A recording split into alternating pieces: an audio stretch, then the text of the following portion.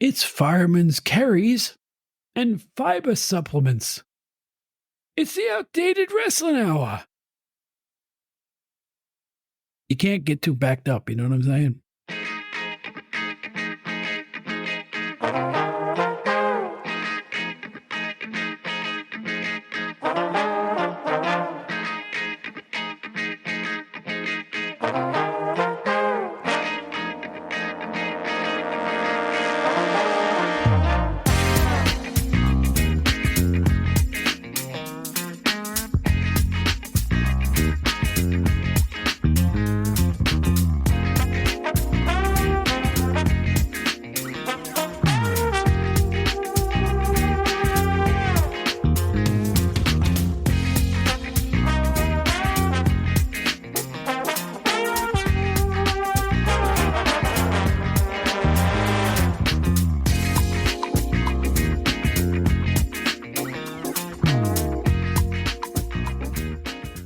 Hey, everybody, this is Bob Smith, former managing editor of Pro Wrestling Illustrated, and I work for a whole host of wrestling magazines, and this is the Outdated Wrestling Hour, once again.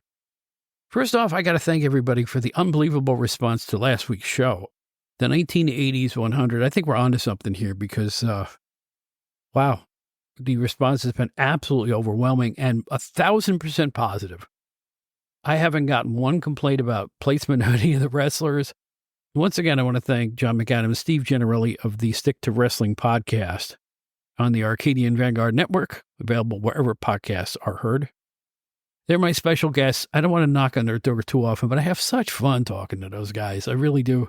I feel like I've known both of them for years, and Steve has been so helpful and so encouraging in my podcasting. He's one of a handful of people that have had good success in podcasting that have kind of taken me under their belt, and I couldn't do it without y'all. I'm telling you that right now.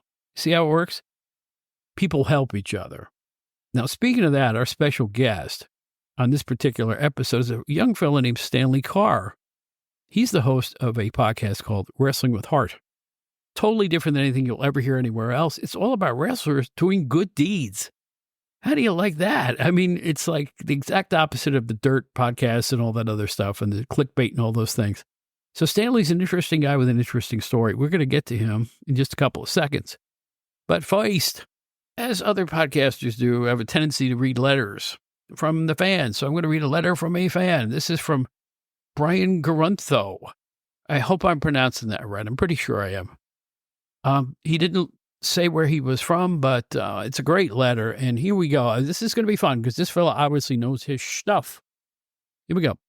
Hi, Bob. Just wanted to congratulate you on a great podcast. I discovered it after listening to you on STW, that's Stick to Wrestling, and I haven't missed one since. I think we're probably pretty close in when our fandom started, maybe with you being a couple years earlier. Here's an aside. I'm a couple years earlier than many faces on coins. Anyway, I digress. Back to our friend here. I started watching in early 1975, right after Spiros Arion turned on Chief Jay Strongbow. I think the first televised match I ever saw was Butcher Vachon against some enhancement guy. Saw it while flicking through the channels on a Saturday morning. Vachon was basically sitting on this guy's chest at one point, and I actually thought he was going to die. I was hooked from there. Man, I know how you feel. I was in 5th grade at that time. Some of my friends were already fans. It didn't take long for me to figure out things. But in our 5th grade brains, we totally believed TV matches were fake, but the cards at the big arenas, MSG, Spectrum, etc., were totally legit. Why? Who knows? Here's an aside from me. Yeah. Many people felt that way, including full-grown adults, not 5th graders, I'm telling you. Well, the TV matches, they're just what they is, but, when you go to MSG, that's the real stuff. That was a pervading thought way back when. No question about it. And a great observation. That observation alone made me want to read this letter, but let's get back to what this gentleman has to say. Here we go. The best part of my whole wrestling fandom was MSG. A friend of mine's father was a bigwig for some company in NYC. He had access to all MSG events, whether it was hockey, basketball, wrestling, the circus, etc. He started taking 4 of us to MSG every month, with the first being in March 1975. The Texas death match between Bruno and Arion. From there, we basically went to every single card for the next 9 years. There were a few that were missed, bad weather, some summer Little League tournaments, etc. But those were the exception. I said we missed 1 or 2 a year. We always had the same seats, about 10 rows back on the floor. The place was electric back then. The pop that Bruno, even later Backlund, would get was unreal. Our friend's dad wouldn't even go with us. He'd drive us into the city. We lived in North Jersey, and just drop off our 10 and 11-year-old selves in front of the garden. Then he'd pick us up around the same spot around 11 o'clock. We get home around midnight. We'd all set for school the next day. Those cards were always on Monday nights back then. We can't believe our parents approved. We'd, of course, attend any spot shows in our area of New Jersey, mainly at South Mountain Arena in West Orange, Totowa Ice World in Totowa, memories for me, and Menin Arena in Morristown. Those were actually some of the best shows. There usually weren't any angles to address, so the wrestlers pretty much just had good matches. Guys you would see would squash their work on TV were now facing each other in 20-minute contests, with us getting to see offense we wouldn't have otherwise. We stopped going to MSG sometime during 1984. We were now adults ourselves and had college and work commitments. More importantly, girls. Also, the whole thing was getting a little over the top. I know, ironic. That's him saying it, not me. I was never into the whole Hogan thing, but I still watched the Saturday shows when I could. I even attended Mania 4 and 5 in Atlantic City with my future and now current wife and a few other old wrestling friends. By the late 80s, I was involved in other stuff and kind of forgot about wrestling. I'd once in a while flick on Saturday night's main event, but it was never the same. Fast forward to the Attitude Era. My older son, 8 or 9, and got totally into it with his friends. I would tape both Raw and Nitro for him, and we'd watch together the next day after school. I enjoyed it again, especially watching my son react to Stone Cold, The Rock, The Undertaker, and all the rest. By 2001 or so, his interest began to wane, and that was about it for me, too. I've heard of a few guys over the years, but probably wouldn't recognize Roman Reigns if I hit him with my car. While I have no interest in the current scene, I started discovering some of these podcasts the last few years that dealt with my era. Yours, 605, Stick to Wrestling, etc. They are a joy to listen to, with my 2 favorites being yours and Stick to Wrestling. When I hear you wax poetically about Johnny Rods or Waldo Von Erich, I hear myself sometimes. Anyway, I just want to drop your line and thank you for the great memories. I'm always excited when I see a new episode of the pod appear on my phone. Congrats again and keep up the good work. His name is Brian Garunto. Apparently he's still in New Jersey, and that was a lot of fun. Yes, similar sentiments, especially that great line about, wow, the stuff on TV is kind of, predetermined, but when you go to the arena, that's the real stuff. I am telling you, everybody said that back then, at least in my sphere. It's just like that. Phenomenal letter. Great. I really appreciate it, Brian. This thing's working, y'all. This whole concept that we're doing here, looking back with fondness. You can read about the locker room scuttlebutt anywhere, and you can hear about it too. We're going to talk about, Adrian Street. We're going to talk about Dick the Bruiser. Not everybody's talking about that stuff. My audience may always be limited, but you know what? We're into it. We're really into it. And that's the fun of it. So thank you again, Brian. What a blast it was reading that. We're going to take a little commercial break, and then you're going to learn all about Stanley Karr. We shall return presently.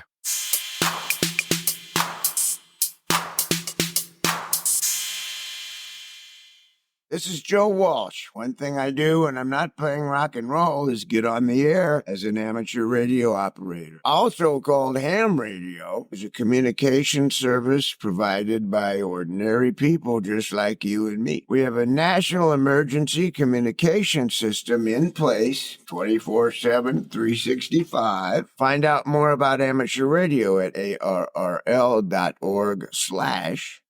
is ham radio? See you on the air.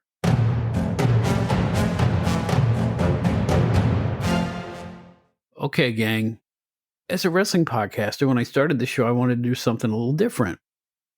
And I like wrestling podcasts that are different. And I found one here in Wrestling with Heart. There's nothing else like it in the podcast land out there.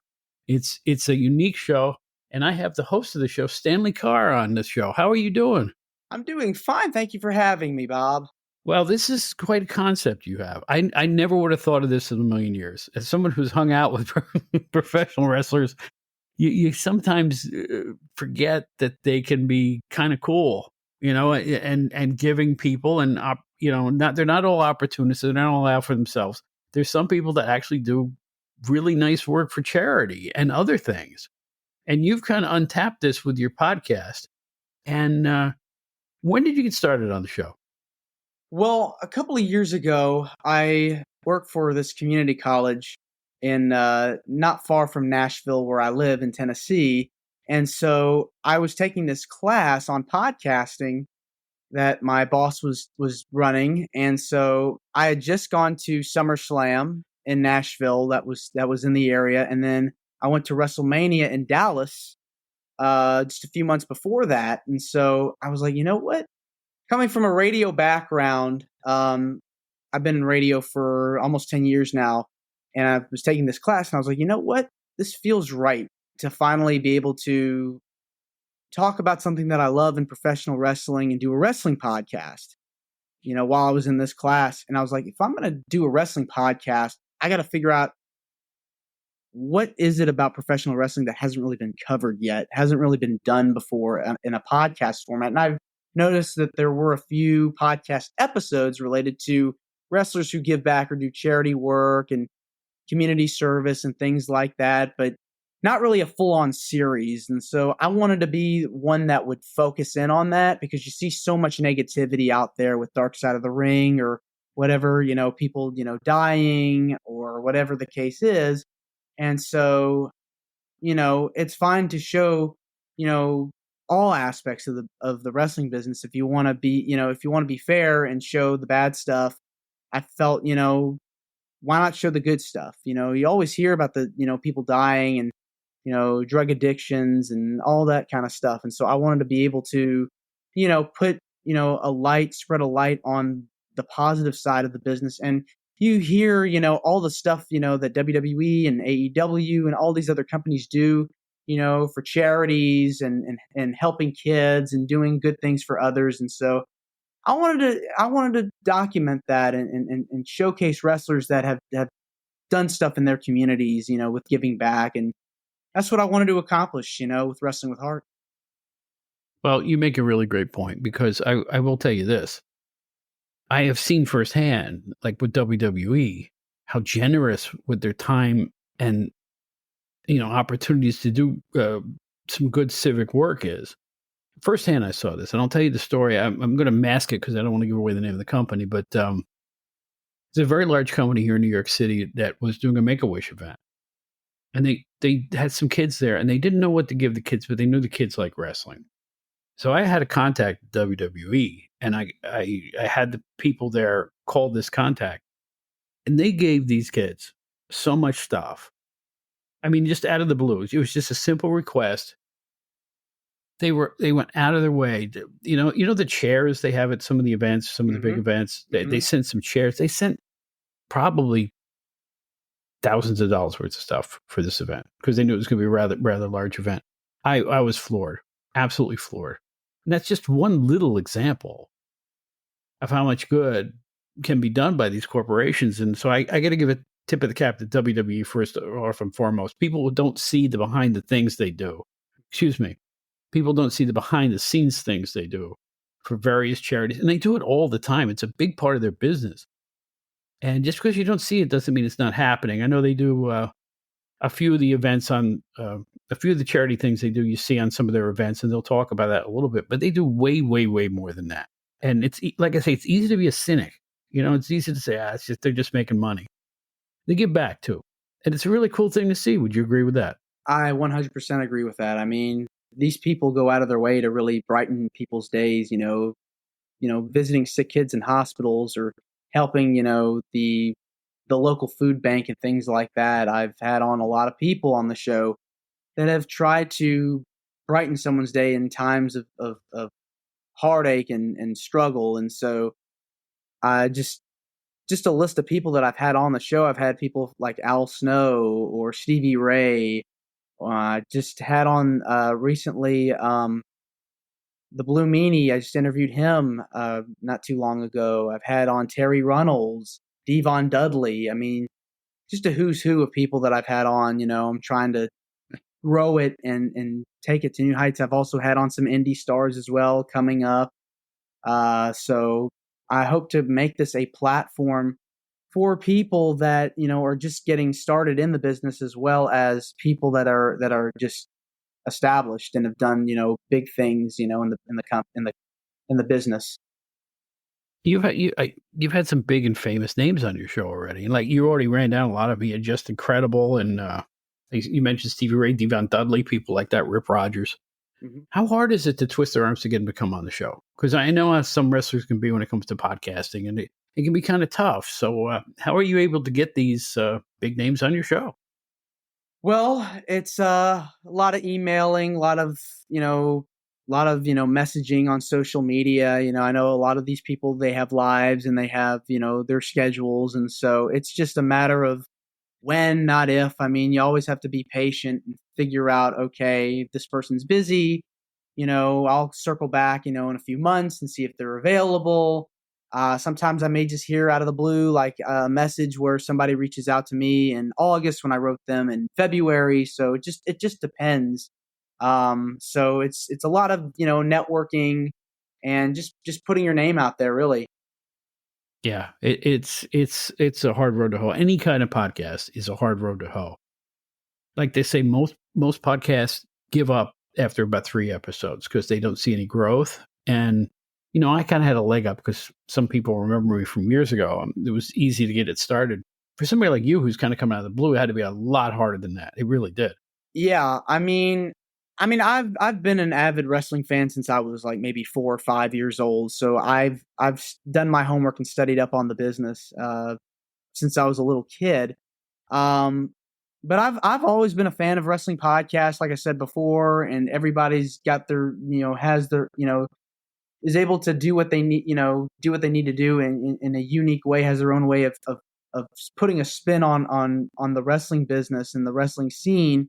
I wanted to put my own stamp on the wrestling business in my own way and showing people a different side of wrestling that people aren't really used to seeing before. I wanted to make this an inclusive, welcoming environment, a safe space, providing people, with the ability to say, hey, I'm proud to be a wrestling fan, when, people just kind of, you know, look down on it or say, oh, it's this, oh, it's that. And, I wanted to give an outlet to where people don't have to be embarrassed of being a wrestling fan. They can be proud of it.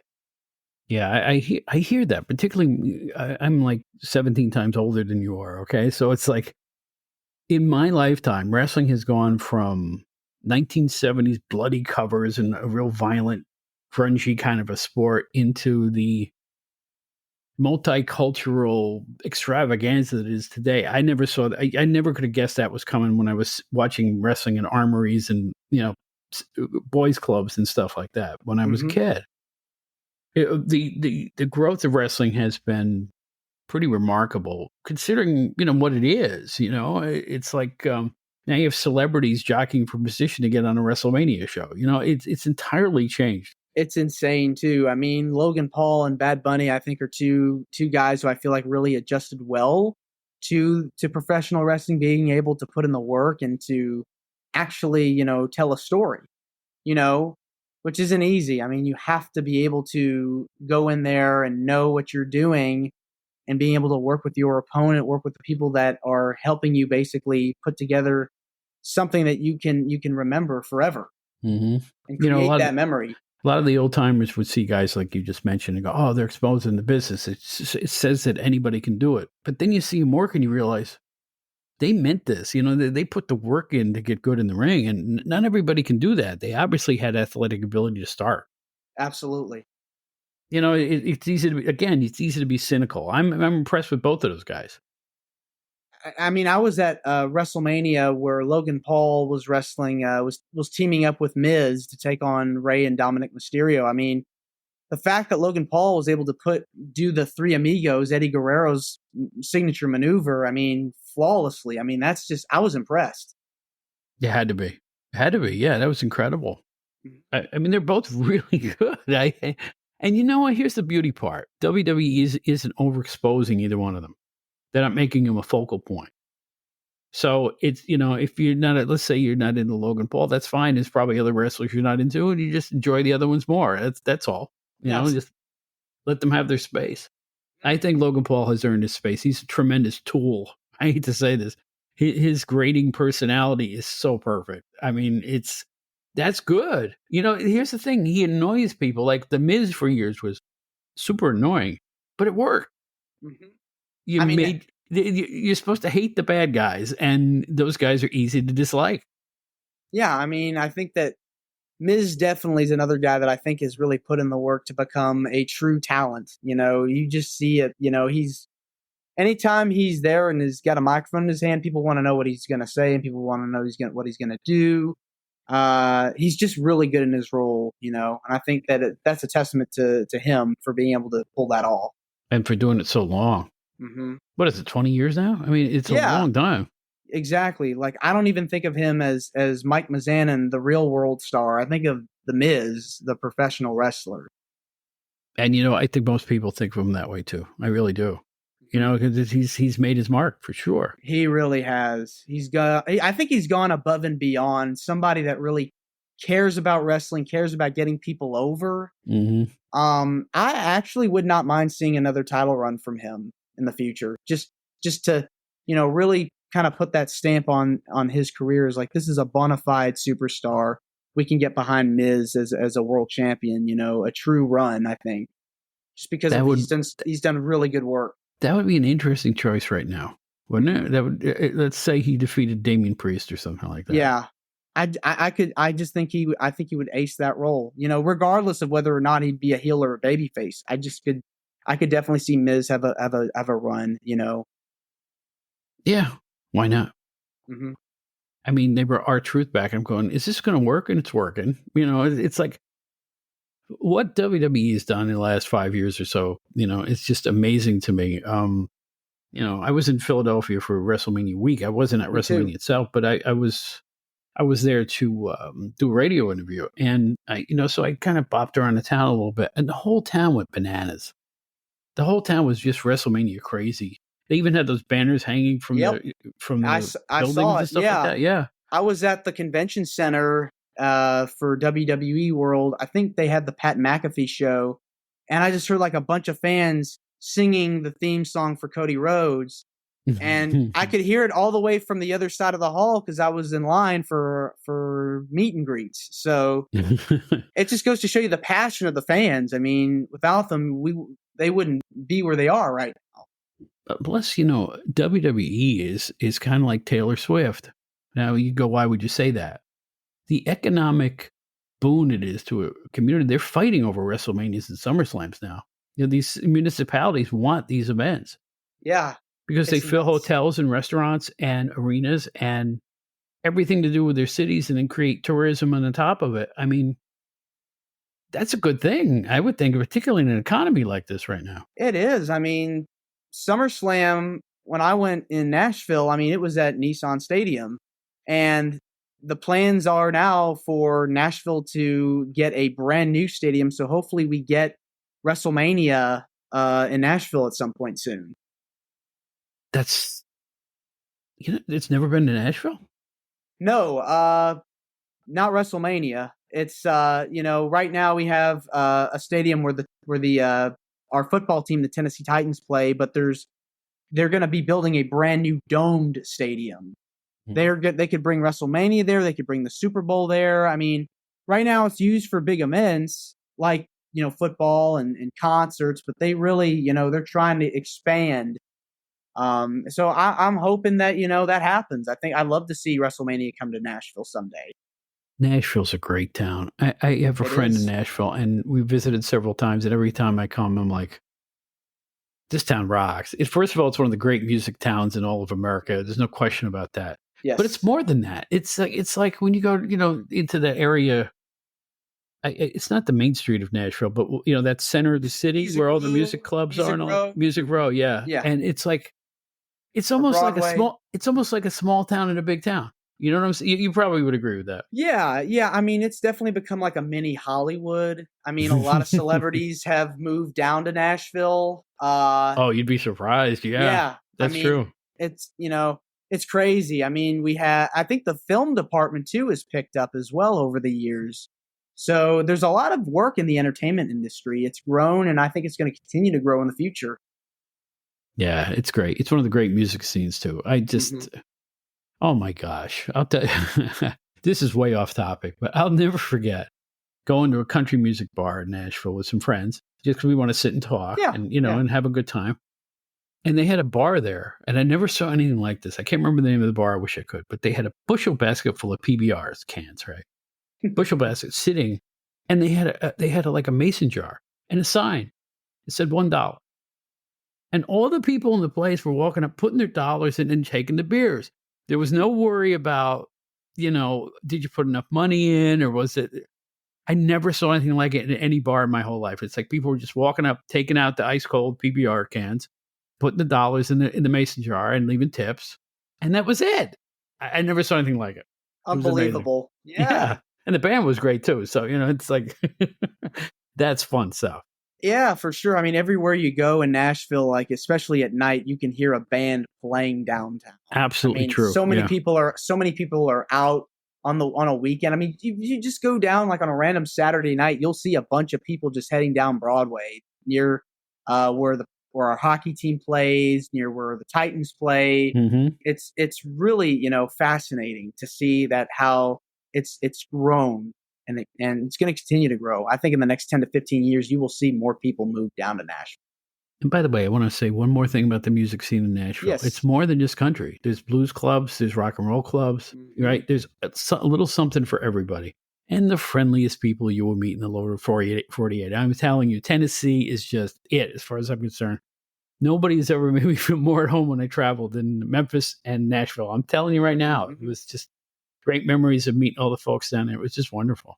Yeah, it's definitely a variety, people, variety of genres that you can hear, when you're at a club. So it's really cool to see the diversity of the music scene in Nashville. Mm-hmm.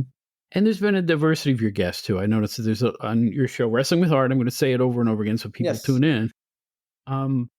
There's some indie folks. There's some behind the scenes folks. Does it surprise you with the scope of talent that's come on your show and the things that they've done? I mean, it's not all like they're not just giving to charity somewhere. They're getting physically and mentally involved with a lot of good works. Mm-hmm. Yeah, I mean, I've had people like, Rip Rogers. I interviewed Dr. Tom Pritchard, interviewed Al Snow, like I said, and you got all these other people, Kid Cash, Crowbar, Alan Funk, Rico Constantino, just some of the who's who of people that I've had the chance to speak with. Hollywood from Glow. Yeah, I mean, just the amount of people who I've had a chance to speak with in the year plus that I've done the show, it's really it's eye-opening, because you're getting to hear these people tell their stories, And something I try to do on the show to make my show a little bit different is ask them questions that, people haven't really asked before, about their, because normally when you do a podcast, a wrestling podcast, you just talk about, their careers. Hey, how did you like wrestling this person? What did you think about this storyline? We'll talk a little bit about that, but we want to talk about stuff that, maybe fans haven't asked before that might be, interesting. Yep. And it works too. It works very well. I mean, It's like somehow you put them at ease, which is the hardest thing to do as a podcaster. But when you start to talk to them, and they all seem to like fall right into a comfort zone. And it's a nice thing to hear because they let their guards down and they just talk about the things that they think are important. Yeah, for sure. It's like it's kind of like the anti-wrestling podcast. I don't mean that you don't talk about wrestling, but you allow them to kind of be themselves and talk about the subjects and the charities that they're really, really keen on.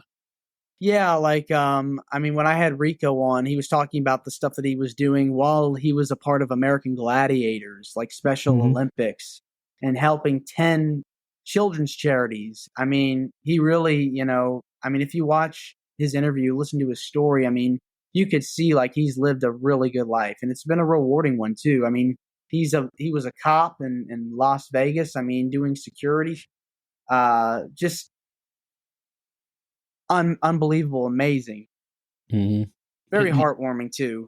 Yeah, a lot of the ones I listen to, I walk away from the shows, and plus, fans, I want you to know the Wrestling with Heart show is kind of succinct. a lot of the shows are around a half an hour or so you don't have to devote 2 or 3 hours to finding out about what these folks are up to. Yeah, I try to make sure my shows don't go more than an hour, and then from there, if I need to cut it down, I will. I'm actually going to be on the radio soon. I'm going to be on a station in Atlanta, or near Atlanta. So look for Wrestling with Heart to drop June 2nd on WDJY FM in a suburb of Atlanta, Dallas, Georgia. I'm hoping to get on more stations in the future. I've often said I wanted to be a syndicated radio host, syndicated radio star. So I'm really hoping that Wrestling with Heart is my way in. So that's what I'm looking at.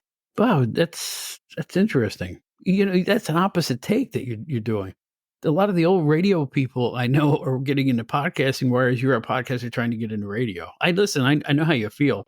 You went to Oswego, right? Yes. College? Yes. I went to SUNY Brockport doing communications, right? It's very nice. And it's like my goal was to end up on radio. I and then I never ended up on radio. My life took me in a different direction. I became a journalist and a writer.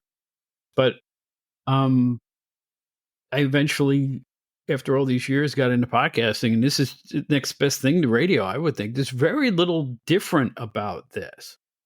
I was just recently on radio. I was on NPR in Philadelphia right before WrestleMania. Mm-hmm. There's hardly any difference between doing a radio show and a podcast. It's really the same logic and the same thing that you do. Yeah, same elements, yes. Except that podcasts are portable. Mm-hmm. Yeah. You don't have to be in a specific studio to do one. And right. It's like, although I will say, I was at WHYY in Philly. I've never seen a radio station like that. Wow. Really? Most beautiful building I've ever been in, first of all. And then in the studio, it was like, it looked like Bruce Wayne owned it. It was like the nicest radio studio I've ever seen. And there were 5 of us sitting there, and it was like, holy smokes. It was so roomy, and the best headphones and the best mics you could think of. And it was like, seems like a very laid back environment too. Yeah. Yeah. It's different. It's different than it used to be.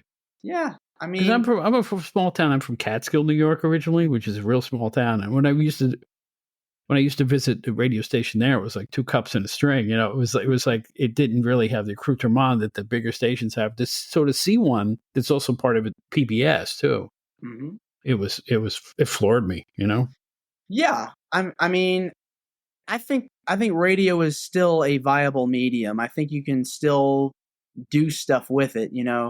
I work for a station in the as I said, I work for a station in the greater Nashville area. It's a college station, and I've been working there for a few years. And I also do some part-time on-air work at a nearby station, commercial station. And then I've done this community radio show in Nashville about piano players called The Piano Men, which I've been doing for 8 years.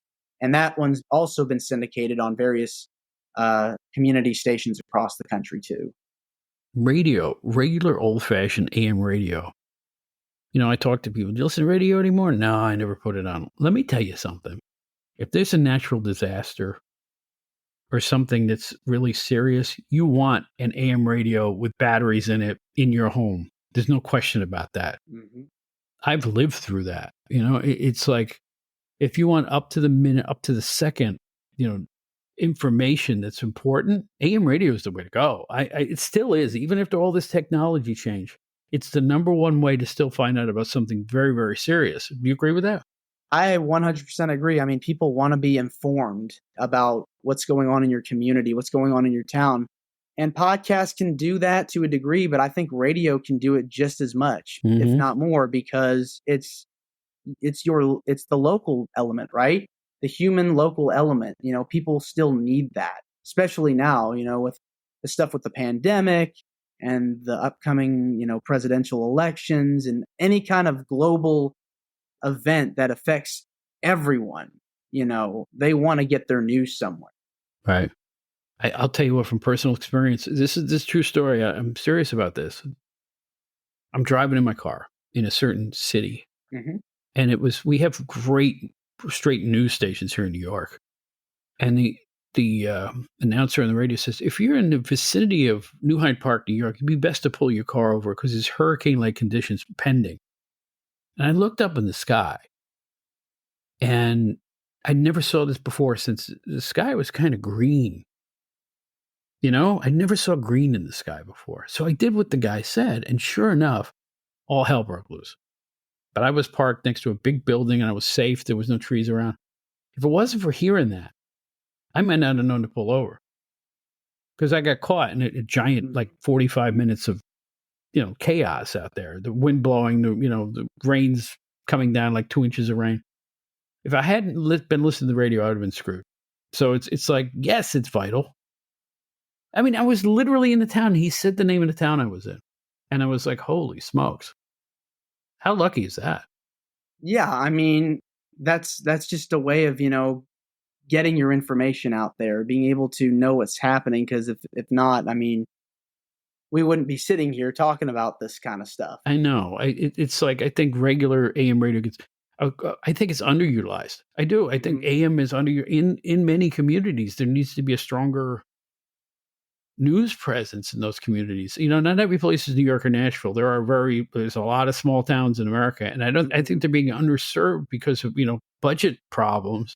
But I think radio should be a vital part of every community. There's no question. 100% agree with you. Yes. It's like I said, we have our cell phones. We're communicating in new modern ways. We podcast with each other. But I'll tell you what, keep an AM radio in your house with some batteries in it. Or a crank radio that's an emergency kind, because you never know. Right? You just never know. I hate to be a public service announcement, but I think it's important. I really do. Yeah. Agreed. So anyway, the show is tremendous. I got to tell you, Wrestling Heart. I listened to several episodes and took a lot of notes on it. And I'll tell you what, you're up to, what is it, 85 or 86 episodes now? Yeah, 85. I'm about to record my 100th one. So I really see this like lasting a good while. Like I want to continue to do this, make more episodes, get on radio with this, and maybe even turn my interviews into books, Mm-hmm. So I think here's another question for you. Yeah. Since you're into wrestling and you say you're a lifelong fan, do you picture yourself maybe working in the industry somehow? Yeah, I mean, one could say right now I'm already in the business because I've got a podcast. Mm-hmm. Yeah, I mean, I've always thought commentary and interviewing for, even if it was like a smaller promotion, I mean, I wouldn't rule out working for a company someday. No, I think that'd be great. I think you'd be good at that. Thank Just you. sitting here talking to you, I think you would be a nice pick. I really do. Thank you. I mean, I was watching an interview with Jonathan Coachman that he did. I mean, the work that he did to get that job, I mean, with WWE, I mean, and he was on SportsCenter and doing now the golf thing. I mean, he's just had a tremendous, tremendous body of work. You find out about most of these announcers, they all come from somewhere that's not wrestling related, it seems. I think even Michael Cole, before he started, was doing other things. So, So what you're doing now may be a nice primer into getting involved with an organization up there. Yeah, I mean, I'm open to anything, man. I really am. So never say never. Yeah. Well, listen, I got a fellow upstater here who's doing great. Now he's in Nashville. How'd you end up in Nashville anyway? Well, I was born in Nashville. So. Oh, you were born there. Okay. Yes. Well, then how did you end up in Nashville? You got to go to school. I saw the program. I saw the program and I really liked it, and I was really impressed with the alumni, and I was like, this is where I want to go. So a little culture shock. It's cold up there in the winter, right? It's freezing. Yeah. I was by the lake there. I was like, whoo, man, it's beautiful though. Lake Oswego. Mm-hmm. Yes, I visited many times at Oswego for varying reasons, and I just have memories of slipping on ice, literally falling on ice. Yep. That's one of my big Oswego. I'm on the campus and we're walking fast and not looking at what we're doing. We all went down. Oh, goodness gracious. Yeah, it's just the way it is up there. It's cold in Oswego. But I went to Brockport where it was really not much warmer, really, but I went for the communications department, and it was a good experience. I think I was on college radio was the last time I did any radio at all. Yeah. And it's like, it was a good primer for, what eventually happened in the future, I think. Sure. Yeah. I mean, how often did you visit Oswego? Oh, only 3 or 4 times, really. Okay. All right. I mean, but I guess you're familiar with the weather there. And oh gosh. Yeah. Everything. Yeah. There's snow belt, right? Yep. Yeah, it's A lot cold. of snow. Yeah. Mhm. Nashville winters are a little milder than that, I would say. Yeah, I mean, people would laugh at us up north to find out how much snow Nashville gets every winter. Just I think it was this past winter that we had like what a lot. I mean, I forgot how many, but it was a lot of snow on the ground. Like Mhm. it was crazy. Yeah. Thank goodness it's spring now. Well, Yes. in any event, your show's doing great, and I want to. Thank you. How can people find the show, and how can they Yes. find you? All right, so Wrestling with Heart with Stanley Karr. We're on Facebook. Just punch in Wrestling with Heart with Stanley Karr. We're on X at WWHWSK. We're on Instagram at Wrestling with Heart. We're on Threads at Wrestling with Heart. And we're on YouTube. Just punch in Wrestling with Heart with Stanley Karr. Find us there. We're trying to get up to 500 subscribers. Mhm. So any support would be appreciated. We're also on podcast platforms like Apple. We're on Spotify. We're on Google. We're on iHeartRadio. And pretty much every platform we're on. So working on getting on TuneIn. We're working on that, but we're on. You know what? It's not even your fault that you're not on TuneIn. I just started a second podcast, right? Yes, About entertainment. Yes. Yep. The original one, the wrestling podcast, is on TuneIn right now. Is undergoing a change, and they're not. It has nothing to do. If you're not on TuneIn yet, you will be. They're changing with how you sign in somehow, how you sign up. Yeah. Because I tried to get the new one on there. I'm on every other podcast except for that because they wrote back and said we're undergoing a change with the way we vet the podcast. So I said, all right, it's cool. I'll wait. They said they'd contact me and it's all fine. So you'll end up on TuneIn. Oh yeah. Yeah. But you know what? What I'm finding out is my podcast ended up. I don't even know how they are. There's these fringy podcast networks, and the show is there. I don't know how they probably just take every RSS feed that's out there and put them on there. I never heard of. Oh gosh, Podtail. I didn't put it on there, but there it is. You know, it's like okay, fine. And I'm on things like Samsung News. Samsung cell phones have their own little area on them to get podcasts on. Yeah, which is kind of cool. Yeah, it's nice. You know, so you don't have to tell people go download an app. You can just tell them to go there. So exactly. Are you doing YouTube? We're on YouTube. Yes. Yeah. We got the video and audio available for people to listen and people to watch. So we're just trying to grow it. We're at this time we're a little over 400 subscribers. So I'm trying to get up to 500. So you'll get there. And then from there, yeah. So I've got. You know, it's funny. I'm on YouTube too. I kind of threw it on there when I found I had the opportunity to do that. At the moment when they changed the rules on that, and I don't do audio video. I don't think anybody wants to see this. I'm pointing at my face, fans. I really can't get over the fact that anybody want to watch this old fossil. So I do like Cornette does. I put just the audio track on the placard, and that's it. So yeah. But it's a nice. You know something? I discovered podcasts through YouTube. To be honest with you, when I first started listening. Yeah, I mean, it's the more exposure you get, I mean, the higher the subscribers will be. So true. Yeah. True. So anyway, you're an interesting young man. I think you're doing great work, and you're doing great work, if you know what I mean, on top of it, in terms of letting people know that wrestlers are people too. You know, they're not just grunting, groaning, villainous, and all the women aren't just bombshells. They really have a lot of depth to them once you get to talk to them and get to know them. Would you agree with that? Yes, 100%. You know, just trying to show a different side of the business. I think that's what I feel is important, and that's what I intend to do with this podcast. Mm-hmm. I feel like we're kindred spirits in that regard because I'm not here to do shoots. There's 1,000 places to hear shoots. You know, I started watching wrestling. Hold on to your chair. I started watching in 1970. So I've got this gigantic memory bank of memories, good memories of seeing my first shows, of seeing wrestlers that have been gone for decades now, you know. So that's the stuff I want to impart on people. If you want to hear, locker room scuttlebutt, go somewhere else. Mm-hmm. I'm just here to, probably my fan base is older, but I can deal with that because it's like, I think I'm giving information. How many people have a memory bank going back to 1970 that are talking about wrestling now? Yeah, I mean, not that many people, I'm guessing. Yeah, this is what I'm saying. So when when I meet Kurt Von Hess's daughter, Paige, and we can talk on a level because I saw her dad work. Mhm. I just had, the book about Run with the Bull about Bull Johnson and Bullwhip Danny Johnson. I saw them both work. I was at shows that Bullwhip was on. And how many people could say that? So I think I'm filling a niche in the nostalgia area, so to speak. Yeah. That's the important thing. Yeah. Finding something finding a need that's not already there. That's kind of what I wanted to do with mine. And right. That's what yours is, I'm sure, doing too. Yeah. Well, there's the thing. I mean, I just want to impart some of the old wrestling psychology to today's younger people, if they ever would want to tune in. I've had a couple really young 22-year-old kids on this show, and I'm not sure they will ever listen again. Because, and we talk about the difference in wrestling psychology between then and now, which is huge. Yes. I see wrestling psychology in the ring eroding a little bit, and it bothers me, in terms of, I think suspension of disbelief when watching a wrestling match is vital. Other people don't feel that way at all. Mm-hmm. So, you know what I'm saying? So this, you can have a friendly disagreement about how, match psychology works, but yes. That's the fun of this stuff. You can debate things like that. Exactly.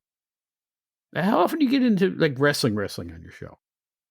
Oh, we talk a good, not just about the careers. We talk about, things that I think are missing today, Mm-hmm. I think when I had Victoria on, we were talking about, the kayfabe era, basically, of like, she was mentioning how, she used to ride with Trish Stratus to shows, and they would kind of put a disguise on Trish because they were working together. Victoria was the heel, Trish was the baby face, so they had to really disguise it so fans wouldn't see them together, like, and nowadays it's like you see on social media, like everybody likes, everybody's all friends, which obviously, it's scripted, but you still have to like play into that whole, like, you gotta have to think like these people don't like each other, you can't go around. I will let you know that Serious Kayfabe was alive well into the 90s. Mm-hmm. I mean, I visited Memphis early in the decade of the 90s, and it was still the secret society back then, I'm telling you. Mm-hmm. And you know what? I'm not so sure that's a bad thing sometimes. I just don't. No, it's a TV show. I get that. But you kind of have to believe in your characters, and you have to believe in the storyline, because otherwise, who's going to believe in it? You know? True. Folks, this is Stanley Karr. He is the host of Wrestling with Heart. It's a podcast similar to this one, but I'll tell you what. Take a listen to that show because it's different. You won't hear anything like it anywhere else. You'll hear wrestling stars and independent stars. And best of all, you'll hear them as real people. And I think that's a hard thing to pull off. You're doing great work, Stanley. You really are. Thank you, Bob. I appreciate you having me on. Oh, my pleasure. Truly. It's been a lot of fun. And I hope we could talk again sometime soon. Yeah, I'd love to be back. That'd be great. That would be great. Yes. Folks, it's Stanley Karr. It's Wrestling with Heart. Listen to it wherever you find your podcast. Stanley, a million thank you. I appreciate it. Back at you.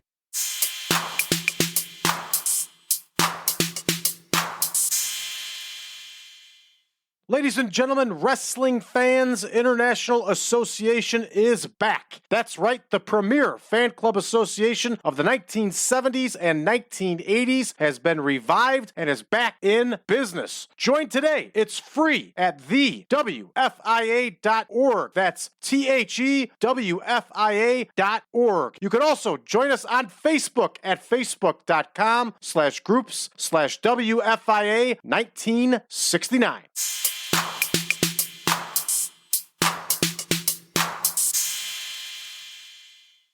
Never ceases to amaze me how these young folks, like Stanley Karr, like a lot of the other people I've had on the show, remind me of me when I was their ages. And I'm really hoping that their careers take off like mine did.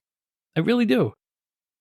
It's good to have good people doing good things in a good business. And I think wrestling is still a good business. A little secretive at times, but you know what? I think a lot of the people make up for whatever flaws it may have.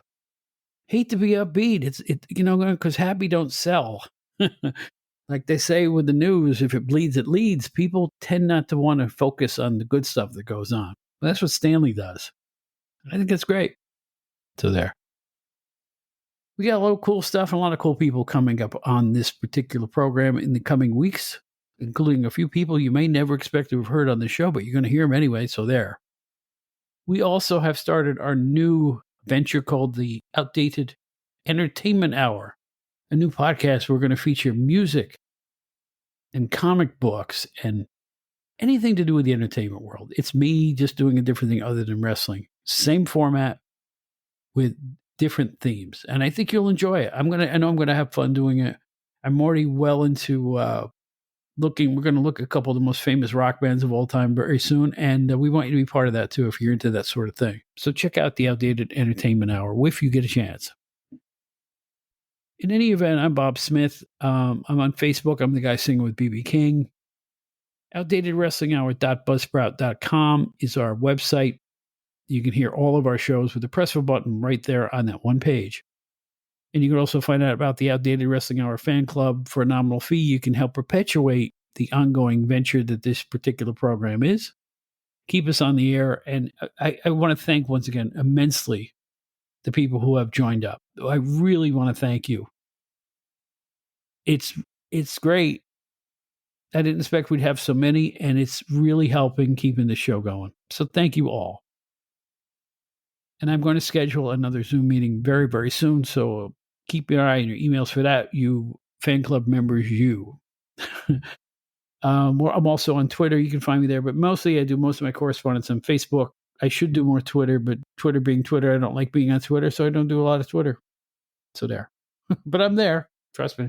You can find me there if you want to. We are going to do a show coming up pretty soon that I recorded a little while ago, and I didn't think it would go over, but I'm going to do it anyway. I'm going to publish it. We're going to do a show on wrestling food. No, I'm serious. Wrestling food. The food at the arenas. The food that the companies got behind. All kinds of wrestling food. So if you're a foodie and you're into wrestling, and I think most of us are, you might want to hear this upcoming show. I've sat this one in the can for a while. I've debated even issuing it. I think I'm going to issue it. Wrestling with Food. Look for that in the next couple of weeks because I want to get that one out there. It should be hopefully a barrel of laughs. Like that means anything, right? So in any event, my name is Bob Smith. This is the Outdated Wrestling Hour. We are so glad you join us every week.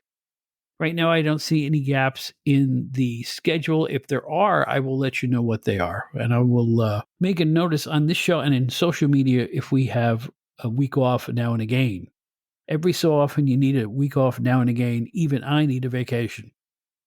Since I'm doing 3 jobs, I really need a vacation right now. I'm telling you, woof. It's been busy, but I'm thankful to be busy with the Outdated Wrestling Hour. I'm Bob Smith. We'll see you soon. And as my musical hero Ringo Starr says, peace and love, prosperity, all the good things. You only get one life, man. Live it.